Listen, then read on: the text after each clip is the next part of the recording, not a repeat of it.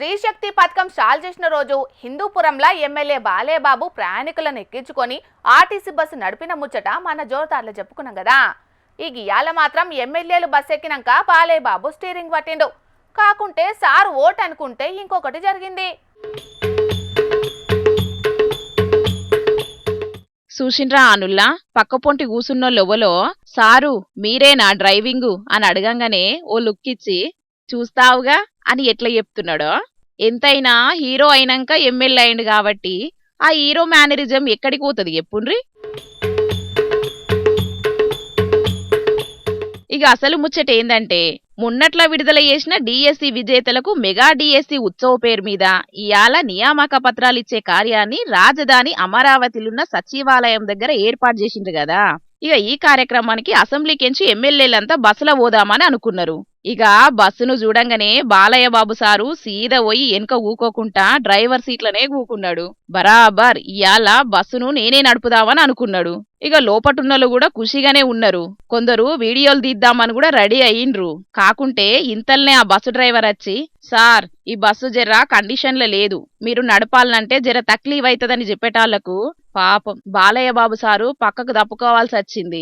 లేకుంటేనా ఇయాల బాలయ్య బాబు అభిమానులకు పండగసంటి వార్త అయ్యేది. కానీ ఆర్టీసీ అధికారులు చేసిన తప్పిదం చెయ్యంగా ఆ ఛాన్స్ మిస్ అయ్యింది. మరిగ ఆర్టీసీ అధికారులైనా ఎమ్మెల్యేలు ప్రయాణం చేసే బస్సు అంటే అన్ని తీవ్ర కండిషన్ ఉన్న బస్సునే వంపాలే గాని గిసొంటి బస్సును వంపుడేంది, బాలయ్య అభిమానులను నారాజ్ చేసుడేందో పోన్రి.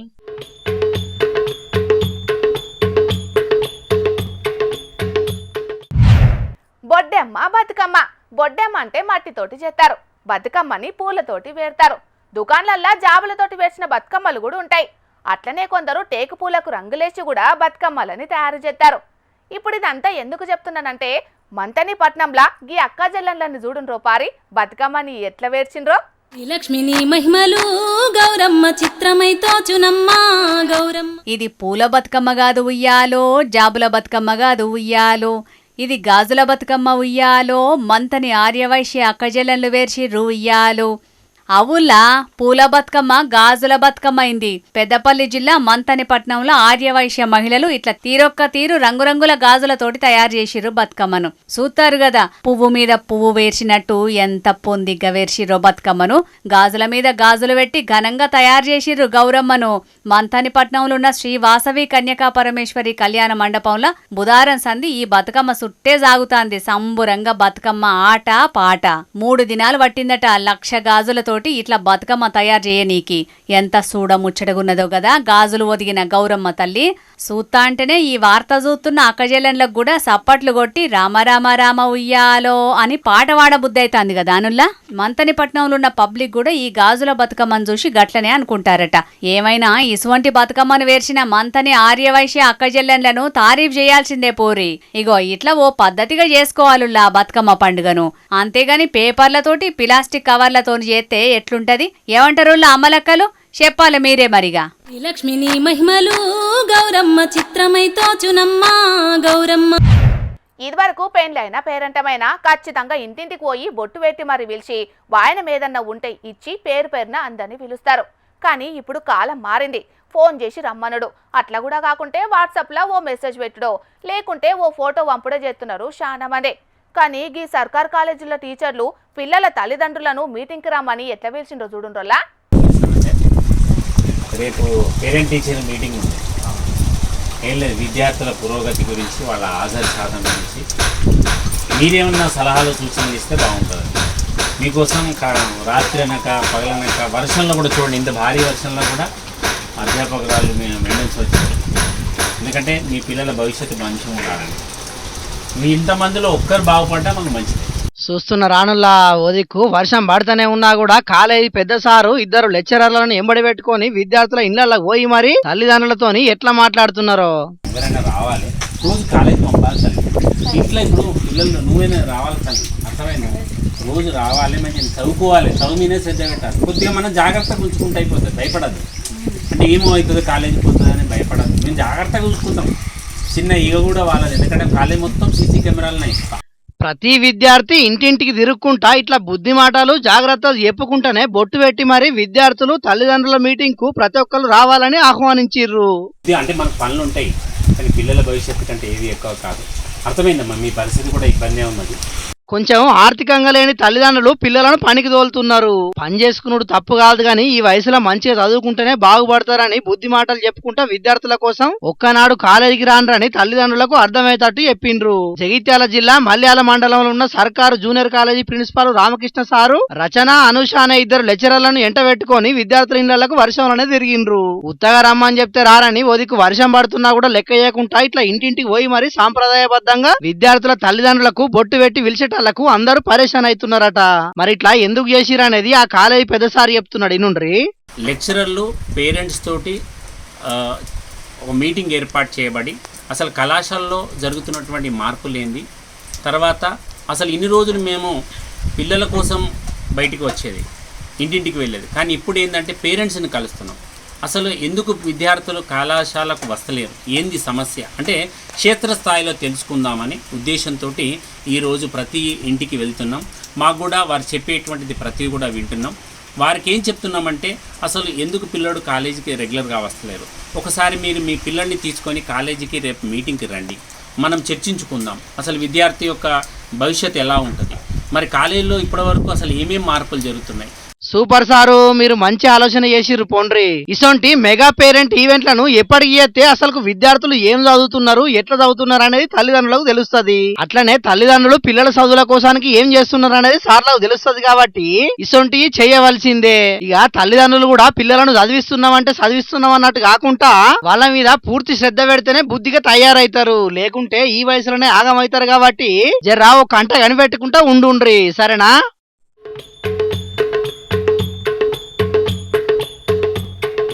పబ్లిక్ ఇప్పుడు మా రాముల తాతను పిలిచేయాలి కదా, మరి పెద్ద మనిషి ఏం చేస్తున్నాడు అరుచుకున్న దంపాన్రి. తాత ఏందే ఇయాల్టి వార్త? అయిపోయిందిరా లచ్చుడు, అంతా అయిపోయింది. 6 నెలల శాత 6 నెలల కట్టం అంతా గంగార్పణం అయిపోయింది. ఏమిటికిరా ఇక శాత చేసి ఇక ఖర్చు ఇక ఏం చేస్తాం మరి? 20 గుంటలు అమ్ముకున్నాడే అవుతుంది, ఏం చేస్తాం మరి? కానీ వడ్లు వాగుల కలితేంది, గొడ్లు గోదాట్లో పోతేంది అన్నట్టున్నది ఈ ముసలోని కథ. ఏమో పోయినయి మునిగిని అనుకుంటా పుట్టుగా తాగుతున్నాడు, ఏంది కావచ్చు? ఓ తాత ఏంది అంగడి? నువ్వు ఏమో ఈడికొచ్చి ఇత్తులు కథకాయని దీర్ఘాలు తీస్తాను, ఆడిచేదాను తీర్చేదాను అది కదా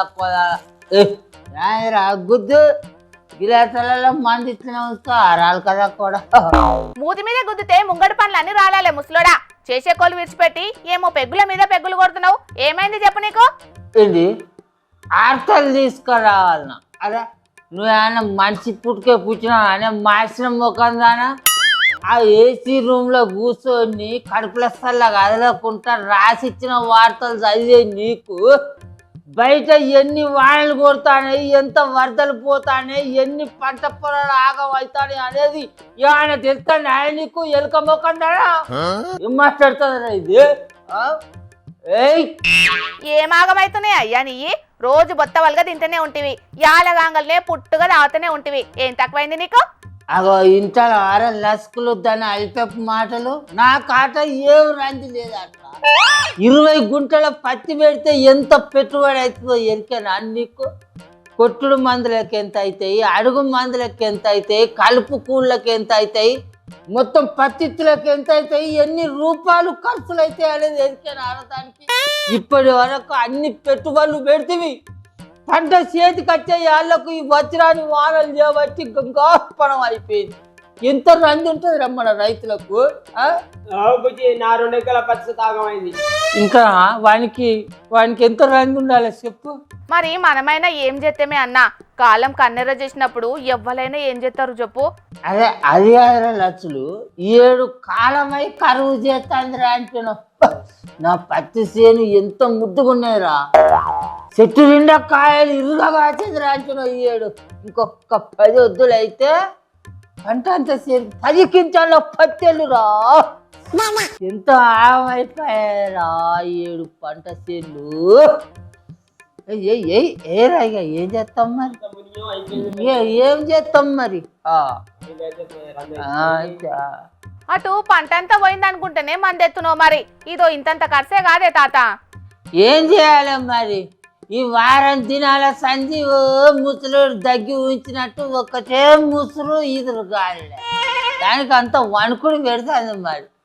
ఇక పంట పొలాలన్నీ ఆమె అని రంది పడతంటే వీడ రావుల తాత రంది పడక ఇగో ఇంతంత మందాగాని పట్టుకొచ్చిండు కూర్చొని తాగుతాను. పనులు ఏమున్నాయి ఏం చేయాలి. ఈ వానలు పాడైపోను ఇంకో 2-3 వద్దులు ఉన్నాయటనే. ఇక అయిపోయింది లక్షలు అంతా అయిపోయింది. ఇక ఇంకో 4-5 రోజులు ఇదే వానలు అంటే ఉన్నదంతా చేనులు చెలుకలు దున్ని మాయజొన్నలు వేసుకుంటే ఉత్తమం పని. అదే పని మరి అప్పులో సరిపోకపోతే ఏం చేస్తాం మరి. పంట పండకపోతే ఇంకా అప్పులు తీసుకొచ్చి పెడతావా. ఉన్న భూములు అమ్ముకొని అప్పులు కట్టుకుందాం మరి. మన రైతులకు మిగిలింది ఏమున్నది ఇక. పాపం రైతులకు ఎప్పుడు చూడు ఏదో ఒక గోసనేనే తాత.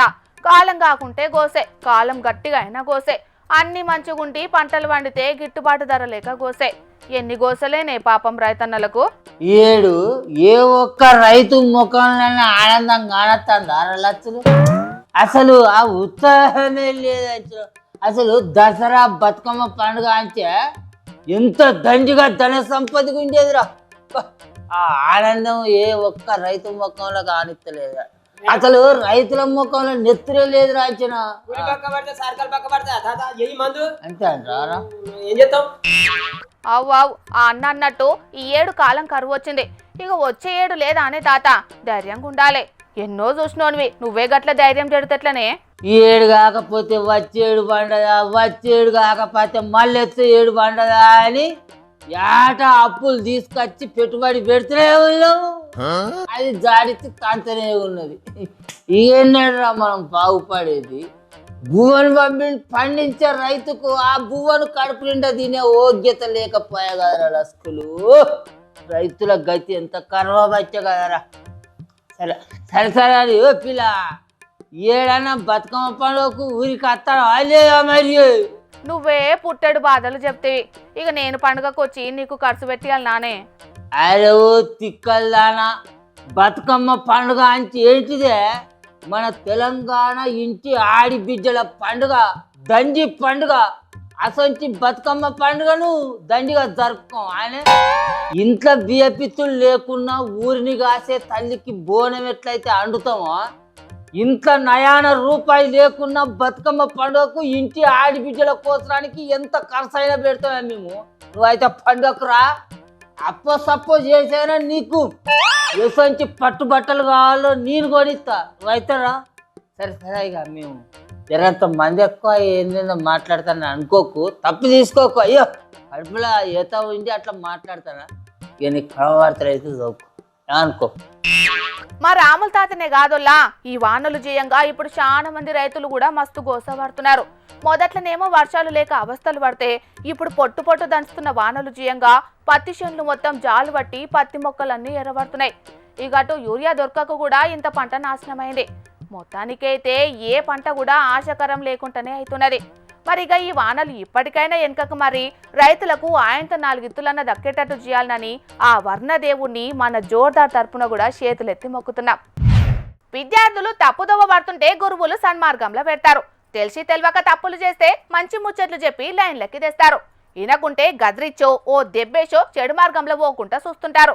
అసంటిది మరి గురువులు ఏదన్నా తప్పు చేస్తే పెద్దసార్లు పనిష్మెంట్లతోని కంట్రోల్లో పెడతారు. అట్లా ఒక పెద్దసారు తప్పు చేసిన తప్పును కప్పిపుచ్చుకునేటందుకు ఎంత ఆగం పనిచేసిండో చూడుండ్రోలా. ఓ అన్నలు చూస్తున్నారేందే ఆగబట్టుండ్రాయనను. కొందరికి ముక్కు మీద కోపం ఉంటది గాని ఈ మోతవరికి పెయ్యంత కోపమే ఉన్నట్టున్నది కదా. చేట్ల ఫైళ్లు టేబుల్ మీద వారేసి బెల్టు తీసి చిప్ప సప్ప చంపుతున్నాడు. అసలు ముచ్చటేందంటే ఉత్తరప్రదేశ్ దిక్కు సీతాపూర్ జిల్లా మహమ్మదాబాద్ సర్కార్ బల్లే బిజేంద్ర కుమార్ వర్మ అనే గీ హెడ్ లేని హెడ్ మాస్టరు ఒక ఆట టీచర్ను సిడాయిస్తున్నాడట. ఇక ఆమె పెద్దాఫీసర్లకు చెప్పంగాల్నే ఆయనను గీదేందని పిలిచిండట. ఏంది నీ కథ అని అడగంగాల్నే సిగమెత్తిండు సారు. నిప్పు అసొంటి నన్ను పట్టుకొని నిందలేస్తారా? నాకు అగ్ని పరీక్ష పెట్టినా అగ్గి చల్లబడతది. నీతి నిజాయితీకి బ్రాండ్ అంబాసిడర్ అసొంటోని పట్టుకొని క్వశ్చన్లెత్తారా అని జిల్లా పెద్దసారు డిఈఓ అఖిలేష్ ప్రతాప్ సింగ్ మీదికే రెచ్చిపోయిండు. బెల్ట్ తీసి సారు తోలు తీసినంత పని చేసిండు. ఇక ఎట్లనో ఎటమటమయ్యేటట్టున్నదని కర్మ ఆఫీసర్లు ఊరుకొచ్చి జబ్బల కింద చేతులు పెట్టి అవతలికి నుక్కపోయిండ్రు. ఇక డిఈఓ సారు పోలీసులకు ఫిర్యాదైతే కేసు పెట్టిండ్రు. ఆయనను కొలువులకెంచి తీసేసిండ్రు. సార్లు ఇంగన్లా హెడ్ మాస్టర్లంటే ఎంతో ఓపికండాలే. అటు పిల్లగాండ్లను ఇటు పంతులను కంట్రోల్లో పెట్టి చూసుకోవాలి. వాళ్ళు ఏదన్నా చిన్న తప్పులు చేసినా సముదాయించి మంచి మాటలు చెప్పి తొవ్వకి తెచ్చుకోవాలి. కానీ గిదేం చిల్లర పన్నని సొట్లు పెడుతున్నారు ఈ వార్త చూస్తున్న జనాలు. ఉన్న ముచ్చట చెప్పి నిజంగా తప్పు చేస్తే అసలు జరిగిందేందో చెప్పాలే గాని ఈ ఆగం పనితోని సమాజానికి ఏం మెసేజ్ పంపుతున్నారో ఏందో పోన్రి. ఇవాళ కూడా మీకోసం కొన్ని లిల్లిపుట్ వార్తలు పట్టుకొచ్చినాం, మరి అవి సుతం చూసేయండి. ఓష్ని ఇదెక్కడి పాపం. ఆ నడుమొచ్చిన 2012 సినిమాలో చూపెట్టినట్టే భూమి అగాంతం గుంగిపోతున్నది. యుగాంతం వచ్చి భూమి పాతాల లోపానికి పరుగులు పెట్టినట్టుగా పెద్ద లోయ తయారైంది కదా. హే జాన్, బతుకుంటే బల్సాకు తినొచ్చు, వెనక్కి వెళ్ళండి, కార్ పీచేమూడు అనుకుంటా కారోళ్ళు గిర్రగిర్ర తిప్పుకుంటా వెనుకకు మరలేరు. థాయిలాండ్ దేశం బ్యాంకాక్ లో జరిగింది. ఇక అక్కడున్న కెమెరాలకు చిక్కింది వీడియో.